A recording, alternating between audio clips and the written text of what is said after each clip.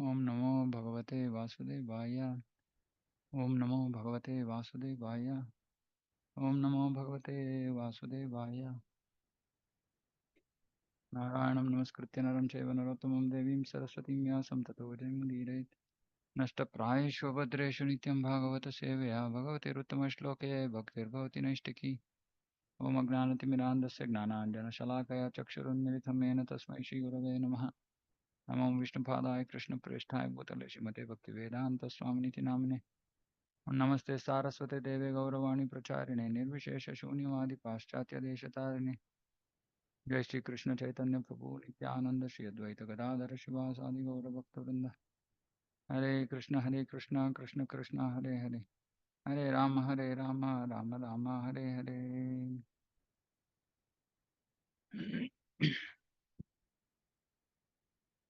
Srimad Bhagavatam Canto 4 Chapter 9 Verse 4. शतं विवक्षन्तं मतद्विदं ज्ञात्वास्य सर्वस्य च हृद्यवस्थितः कृताञ्जलिं ब्रह्ममयेन कम्बुना पस्पर्श बालं कृपया कपोले. The Dhruva Maharaj was a small boy. He wanted to offer prayers to the Supreme Personality of Godhead in suitable language. But because he was inexperienced, he could not adjust himself immediately. Supreme Personality of Godhead, being situated in everyone's heart, could understand Dhruva Maharaj's awkward position. Out of his causeless mercy, he touched his conch shell to the forehead of Dhruva Maharaj, who stood before him with folded hands.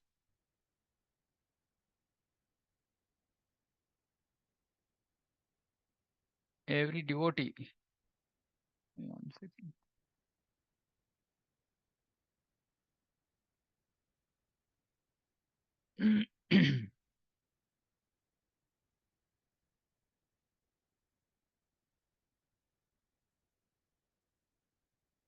Yeah, sorry. Every devotee wants to chant the transcendental qualities of the Lord. Devotees are always interested in hearing about the Lord's transcendental qualities, and they're always eager to glorify these qualities.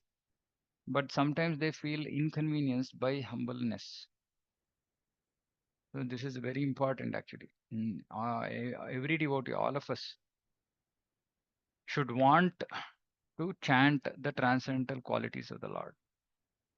Meaning we should be willing, given an opportunity, if somebody says talk about Krishna, we should be willing to do so. Mm. We should desire to do so. We should look for opportunities to glorify the Lord. Mm. Yeah, Krishna has innumerable qualities, but every devotee is affected, influenced by some or the other quality or one or more qualities of Krishna.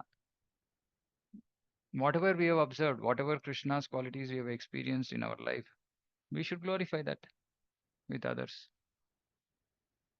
Mm. And we should always be eager. We should not shy away.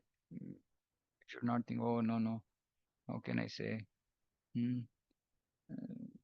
Broken words of a child have so much happiness to parents. And it might not be complete sentence also, some broken words here and there. Parents will be so happy. Oh, see, my child is trying to speak.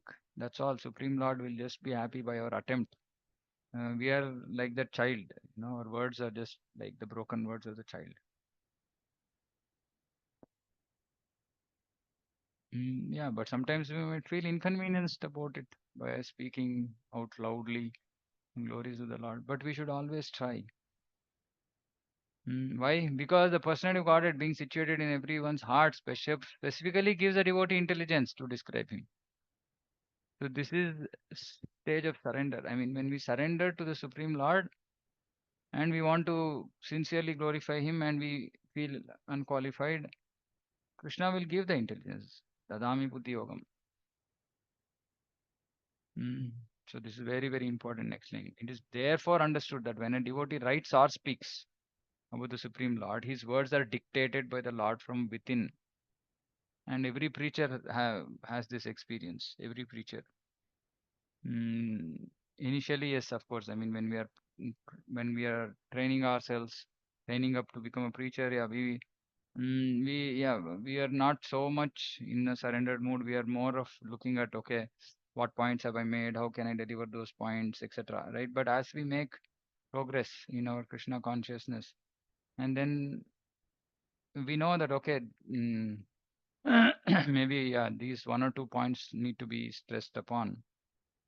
But then eventually, what comes out is completely not something that was pre-planned. It was completely uh, the direction of the Supreme Lord, the dictation of the Supreme Lord. Mm. That is the reason any devotee who's author or a preacher, uh, he or she never feels that the service has been done by himself or herself, right? It just every devotee really who's experienced these spiritual activities will always say, "Oh, it's always the mercy of the Lord." What words come out, either in writing or speech, completely the mercy of the Lord. This is confirmed in Bhagavad Gita 10th chapter. Satatam kirta satatam kirtayanto mam ananyas chintayanto ma. No, not even that. Prabhupada is talking about Dadami Buddhi Yogam Tam Yena Mam Upayantite. So those who constantly uh, engage in the transcendental loving service of the Lord from within dictates what to do next in order to serve Him. Of course, we have to be very careful about this. This is only when devotees reach that stage, very exalted stage, where the Lord is dictating from within. Multiple times, what happens is it's our mind only talking to us, and we assume that it's Lord's dictation, which is the reason for neophytes like all of us. We have to always ensure that whatever we are telling is in line with Guru Sadhu Shastra. So we need to have, you know, devotees more senior to us, and then who's guiding us, etc. And we should clarify, okay, see, like this, Prabhuji, Mataji, whoever you're guiding, taking guidance from, like these kind of thoughts came into my mind. Is this Lord's order or is it my mind? Then, yeah, the devotee's experience will be able to separate out, distinguish between mind's play and actually Lord's order. So, there's one lecture by my Guru Maharaj is um, said that, if you listen to your mind, mm, you will be in difficulty. Don't listen to your mind. So we need to be aware. Of course, Krishna also speaks about it. Maharaj has given a lecture on that. How we think that we tend to go with the mind, and mind is just not on the right platform, not purified enough, not so our thoughts are not necessarily based on Guru Sadhu Shastra. So we have to be very careful.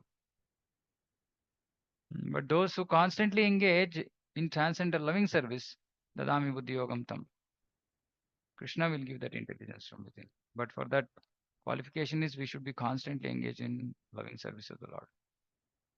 Then only we can trust that, okay, this is not my mind, it's actually Supreme Lord from within.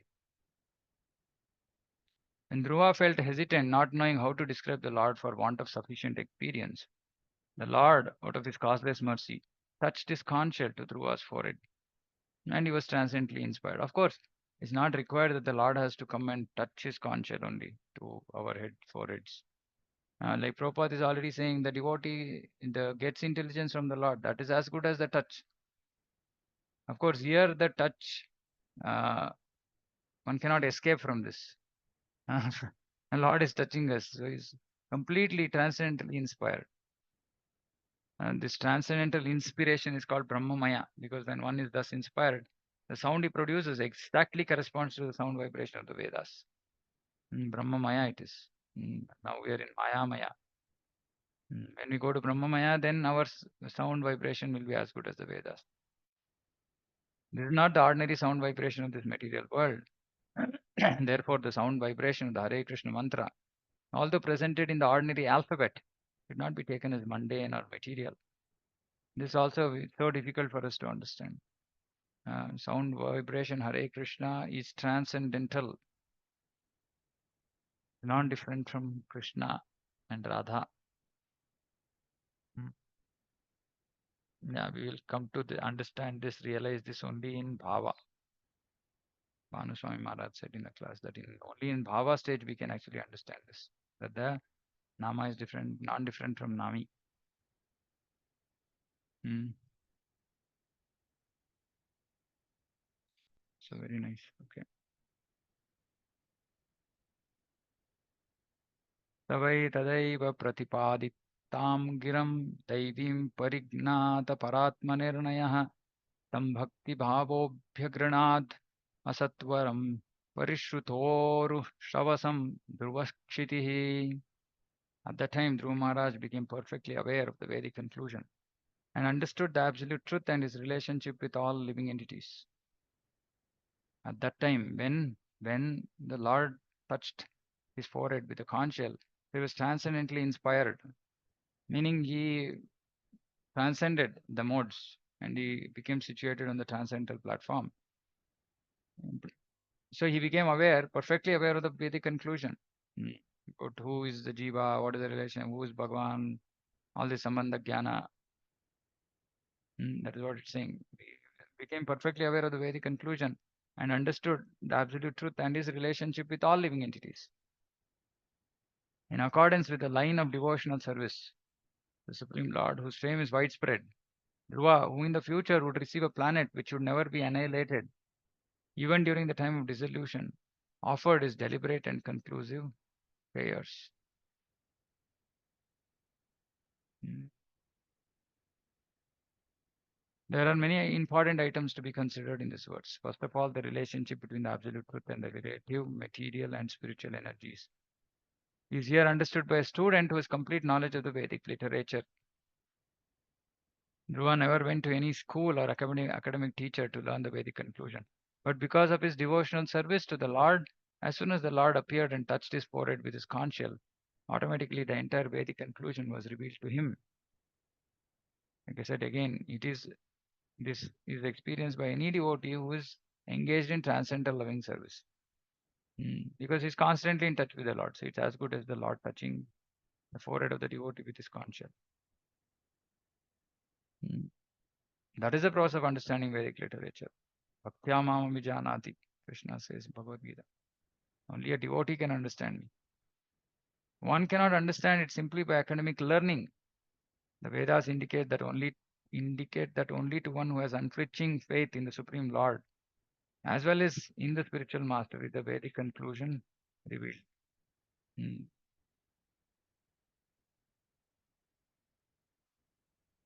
Tasyaita katitha hyarta prakashanti mahatmanah. So Vedas are revealed to one who has unflinching faith in Supreme Lord as well as Guru. Krishna and Guru are like two rails of the train. Hmm. So one has to develop love. For developing love of Supreme Lord, we have to develop love of Guru. And Guru sends the sincere devotee, Krishna sends the sincere devotee to Guru. So both are required. Absolutely. Both rails are required. The example of Dhruva Maharaj is that he engaged himself in devotional service to the Lord according to the order of his spiritual master, Narada Muni. And this is the most important fact, like we were discussing yesterday. As a result of his rendering such devotional service with great determination and austerity. Mm.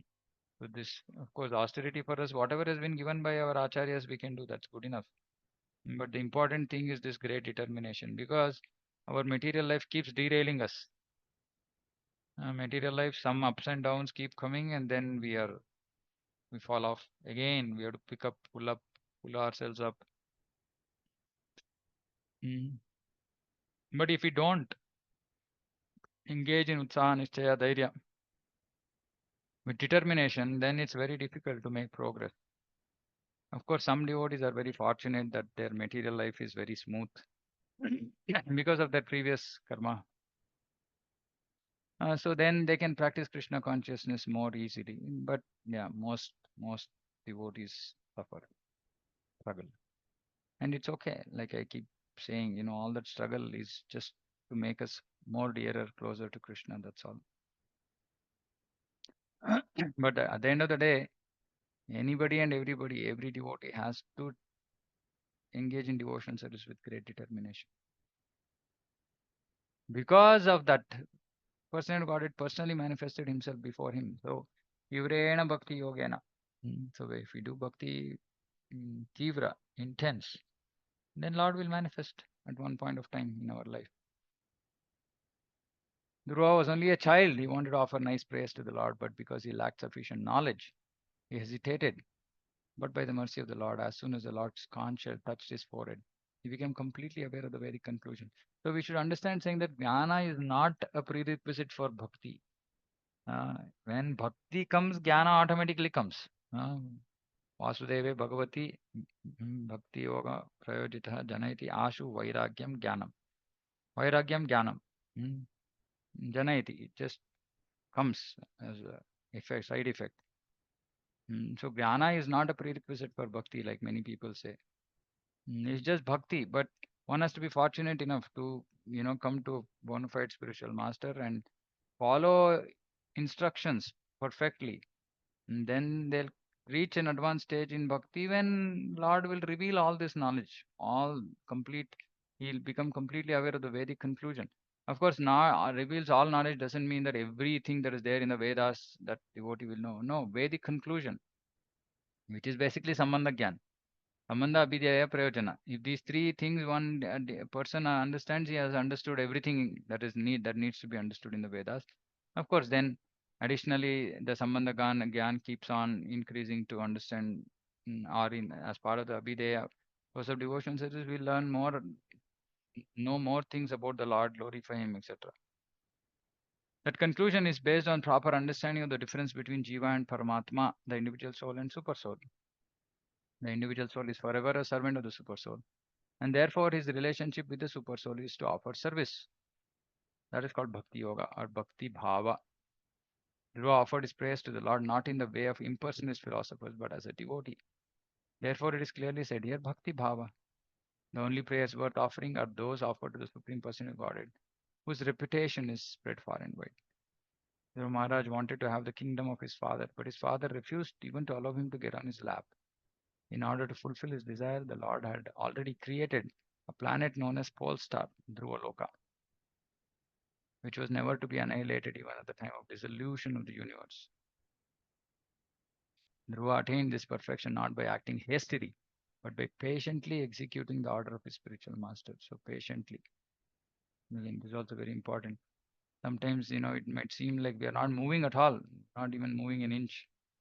But yeah, Prabhupada is saying you have to be very patient. He always gives the example, girl who's married.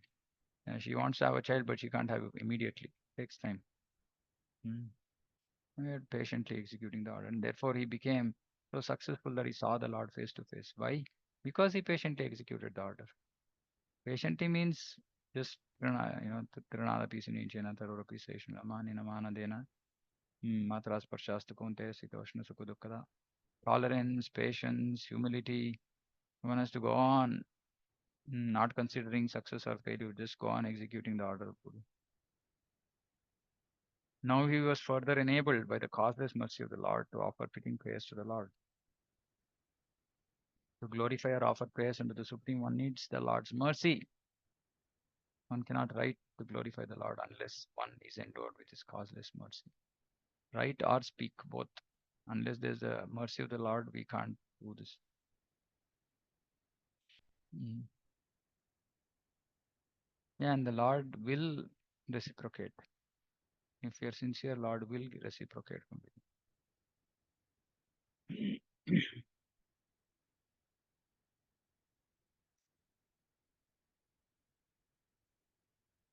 Dhruvacha Yonta Pravishya Mama Vachamimam Prasuptam Sanjeevayatyakhila Shakti Dharaswadhamna Anyamscha Hasta Charana Shravanatvagadin Prana Namo Bhagavate Purushaya Tubhyam. Guru Maharaj said, my dear Lord, you are all powerful. After entering within me, you have enlivened all my sleeping senses, my hands, legs, ears, touch sensation, life force, and especially my power of speech. Let me offer my respectful obeisances unto you. Mm. After entering within me, Pravishya, Anta Pravishya. Dhruva Maharaj could understand very easily the difference between his condition before and after attaining spiritual realization and seeing the Supreme Person of God head face to face. He could understand that his life force and activities had been sleeping. Unless one comes to the spiritual platform, his bodily limbs, mind, and other facilities within the body are understood to be sleeping. Unless one is spiritually situated, all his activities are taken as a dead man's activities or ghostly activities. So if you're doing anything which is not a spiritual activity, it is a dead man's activity. Srila Bhaktivinoda Thakur has composed a song in which he addresses himself. O living entity, Jeev Jago, Jeev Jago. How long shall you sleep on the lap of Maya? Now you have the opportunity of possessing a human form or body. Now try to get up and realize yourself. Mm. Kotha, what is that? Kotha Nidra, Jeev Jago.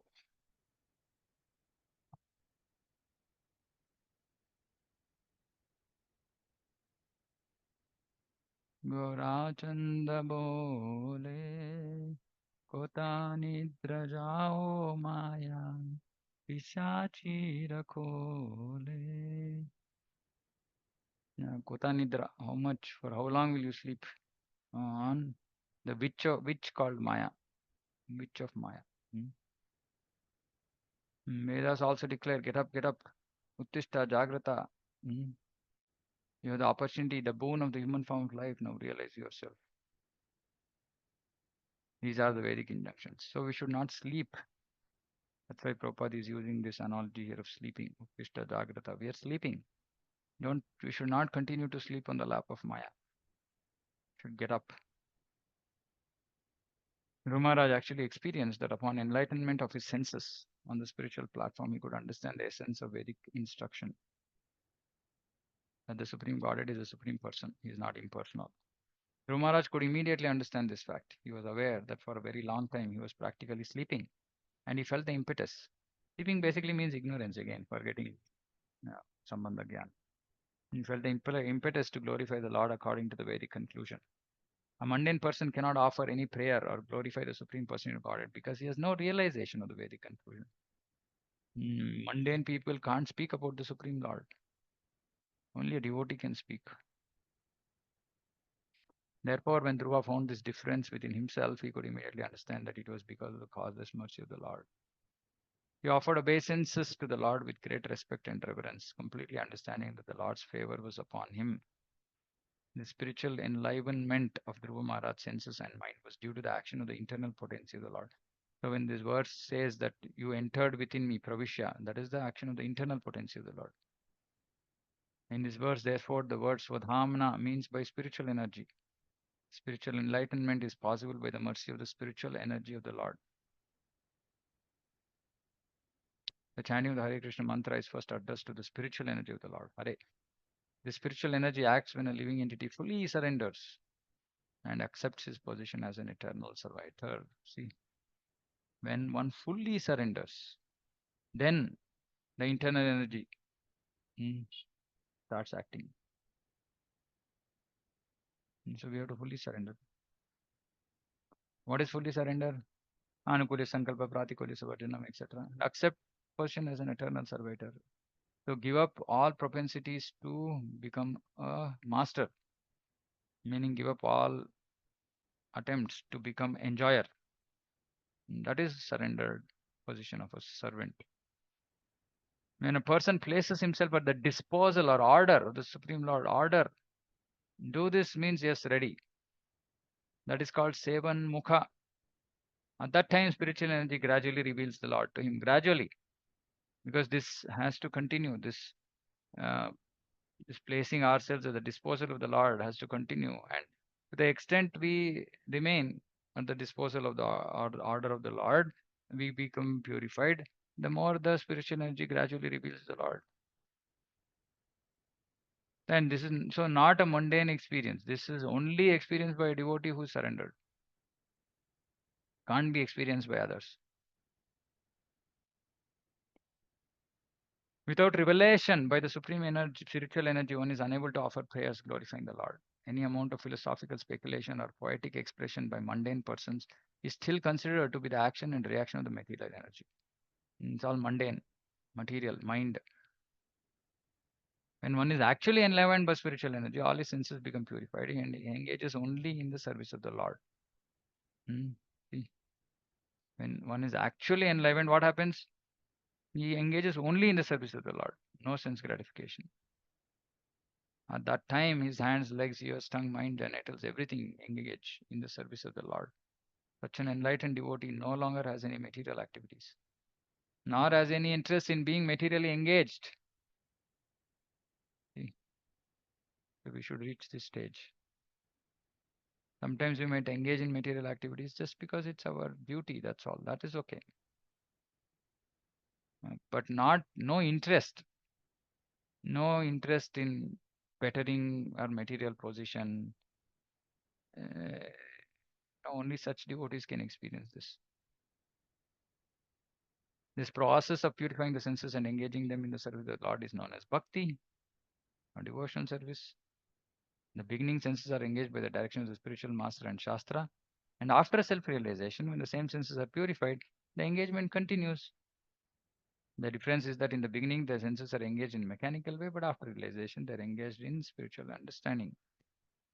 Meaning it's more of loving devotional service here, and this is more of Vaidhi Bhakti.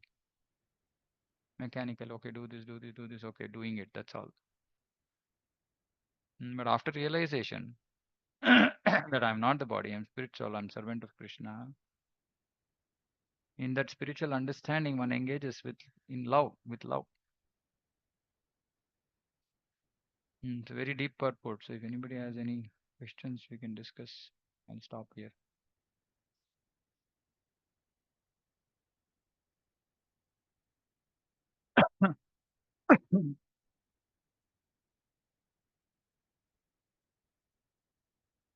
Is this clear?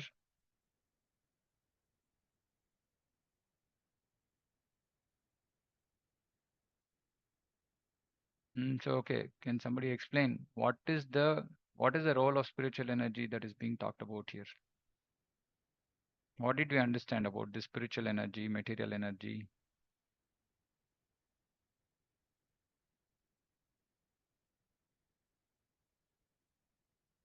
Hmm?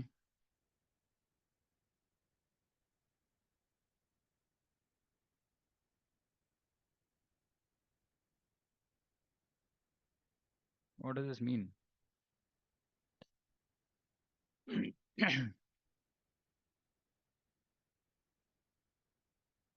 See, if it's not clear, you should ask. Hmm. Or you should be able to answer.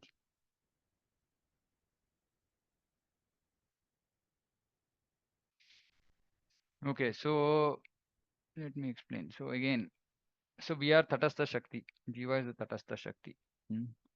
Uh, which means that propensity to either engage in material energy or in spiritual energy.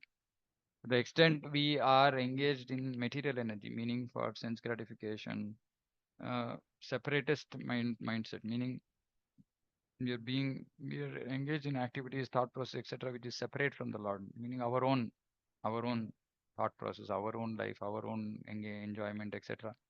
That is engagement in material energy. But when a person realizes that, okay, I have to fully surrender, my person is an eternal servitor, and he engages all his energy in the service of the Lord, that is the action of spiritual energy. Because devotional service means spiritual energy. Such a person doesn't have any material activities. Hmm. That is the important part. His material activities have come to an end. So he has no material activities, nor does he have any interest in being materially engaged. This is a enlightened devotee or a liberated devotee. This is a liberated devotee. Of course, there might be various stages, but at least, yeah, no longer engaged in any material activity or no interest in being materially engaged. That is liberated. And when in that state, when a devotee engages himself in the service of the Lord, that is the action of the spiritual energy, internal energy, which is bhakti.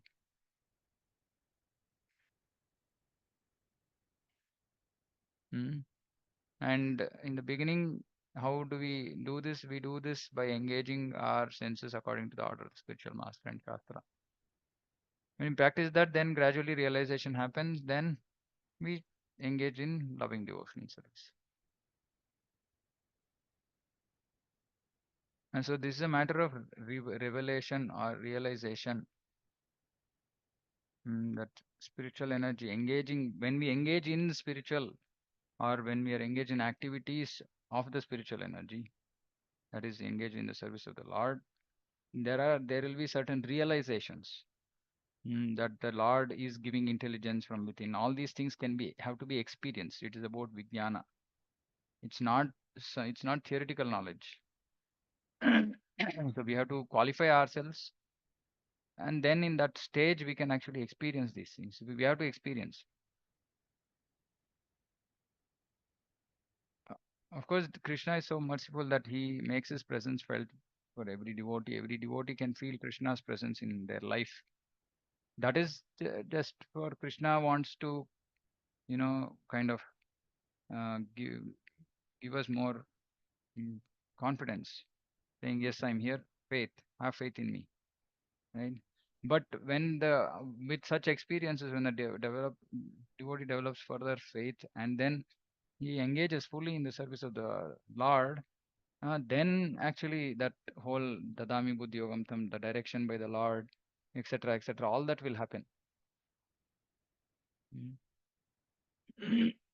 So material activities are there. At some point of time, material activities have to come to an end. This also we have to keep in mind. Till they come to an end, we should just do it as a matter of duty without being too attached. And again, too attached, not being too attached doesn't mean that we become rock. We look at everybody as, especially, devotees, even within family, as devotees and not as family. And others as just other jivas who have forgotten Krishna, and therefore, in all our attempts, try to awaken them to Krishna consciousness. That's how we should engage with this material world. And not looking at anything of this material world for our sense gratification. That's where we have to reach. Okay. Any questions?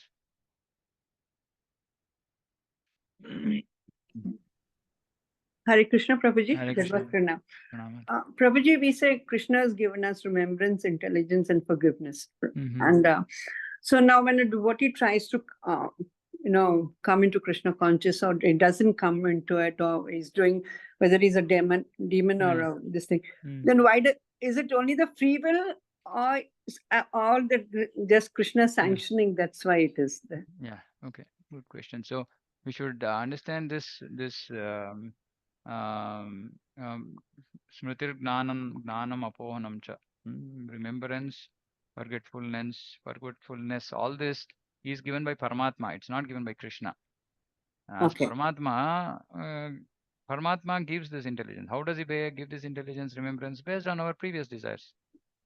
So this is the mechanical, I would say, like process by which a jiva, not a devotee, a jiva just continues what he desired to do last life. Okay. It's just that. Now, which is why, if suppose someone wants to be a demon, that means that was his desire, and Lord gives him sanction. Okay, you wanted to become a demon? Okay, become a demon. Then Lord also says, no, but it's not good to be a demon. Go to this guru, go to read this shastra. When the guy says, no, I don't care, I don't want this, he says, okay, fine, go fall. You will have to learn by punishment only. Right? So it's not that the Lord is happy by that, but there is no other option. So then he lets the person become a demon, then punished, then rectified, etc., etc. But for a devotee, Krishna directly intervenes. It's not the role of Paramatma. Remembrance of the Lord, etc. Everything comes by the mercy of Krishna directly. So if a devotee falls down, what is it? The Paramatma or the Supreme? No, it's the desire of the jiva, and then in the desire of the jiva. See, as Anumanta Upadrishta, when we come down from the spiritual platform, we are back onto the material platform. So, which means Paramatma, Karma, Karmapala, etc. Of course, I mean, if a devotee was so advanced and then he fell down, then Lord will be right there to pull him back up. But if some devotee persists saying that, no, no, I just want to not, I don't want to have anything with Krishna, then yeah, he will fall down to the material platform. Then he will become like, Prabhupada writes somewhere saying that the fall down of a devotee is never like that of a karmi. He will never forget the lotus feet of the Lord. But that's the desire of the devotee. If the devotee wants to forget, then eventually Krishna will have to agree to that, because that's the free will of the jiva. Which is the reason why we have to be in association with the other devotees. Other devotees don't want to let us fall.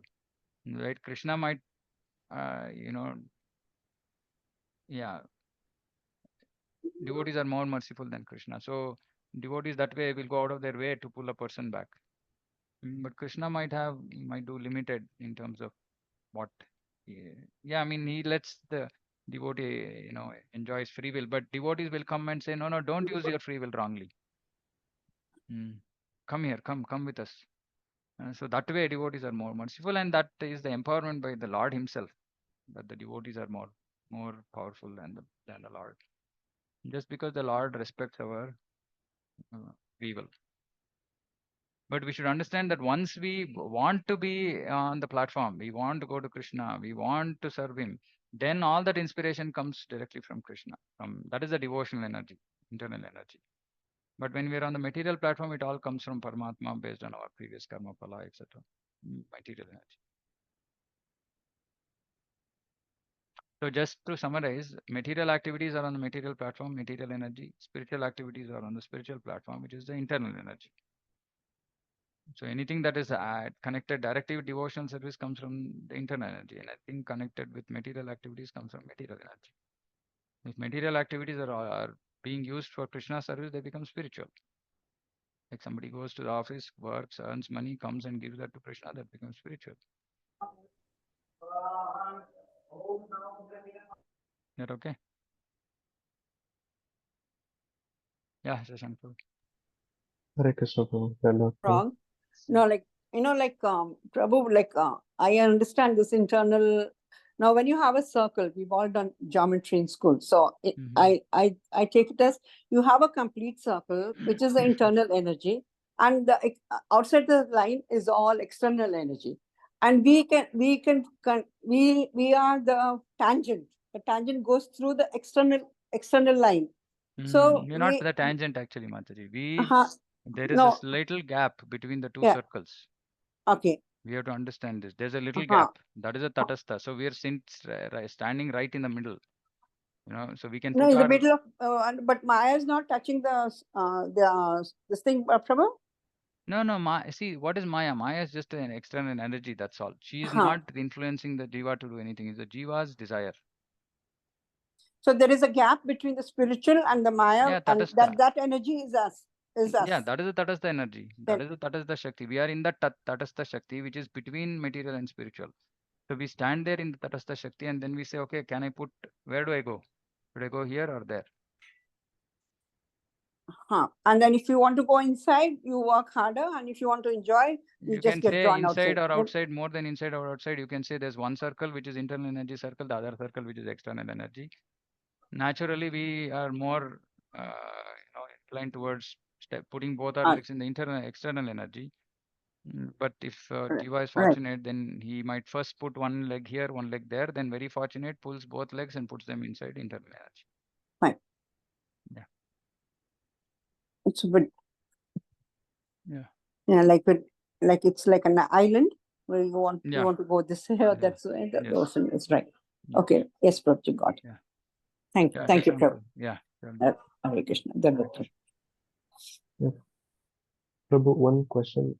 This could be out of topic, but I felt Prabhu, when we go to new people and explain about Krishna consciousness, they feel reluctant to approach us. Like once we will go second time, then they'll be completely reluctant.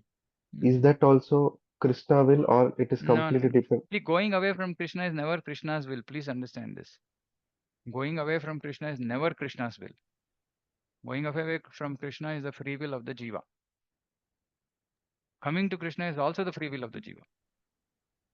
Everything Jiva is only responsible. See, Jiva's life. Krishna, he can facilitate either way. Krishna will either facilitate going towards him or will facilitate going away from him based on the desire of the Jiva. Just remember that the Jiva's desire is the most important thing. There's nothing else. That is called free will. Okay. Okay, as devotees, what we can do is we can, like I was saying, we can try to override the free will by our own influence, by our care, compassion, love, whatever it is. A devotee can influence a jiva who is going away from Krishna, turn him towards Krishna. That power Krishna has put in the devotee. That is Krishna's power only, the power of bhakti, which is there in the heart of the devotee, and that can be used to influence a person who is trying to go away. That is why we should never give up. But of course, there's a line always we draw and not upset people so much that they'll say, "Oh, I don't want to even remotely come in touch with these ISKCON devotees. They just pained me by continuous, persistent, just hounding me by calls, this, that." And we should not do that. We should give them space.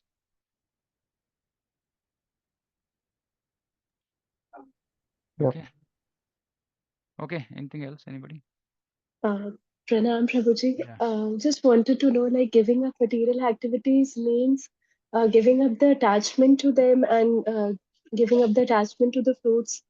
Because Yeah. how can we This give is up the material Varnashrama. activities? Always when you have any question with respect to material duties, just overlap Varnashrama on top of that, you will get the answer. In Grihastha Ashrama, it is duty without attachment. Post Grihastha Ashrama, giving up. Or somebody is too advanced, they might even give up earlier. But that's not for everybody. Thank you. That okay? Prabhuji, one question more, please. Sorry. Yes. Prabhuji, one Mataji told me, Mr. Mataji, asked is me that a okay? question. Sir. Yes, Prabhuji. Yes. I can't Thank hear you. I don't know. Is it? Yes, Prabhuji. Oh, okay. Hare Krishna. Thank you. Okay. Got it. Yeah. Okay. Anything else? Okay, we'll stop here. Srimad Bhagavatam ki jai, Jagat Guru Srila Prabhupada ki jai, Vancha Kalpatarubhyascha Kripa Sindhu Bhayavcha Patidana Pavane Vaishnava Antakoti Vaishnava ki jai. Hare Krishna. Hare Krishna, Prabhuji. Dhanvat Pranam. Dhanvat Pranam to everybody.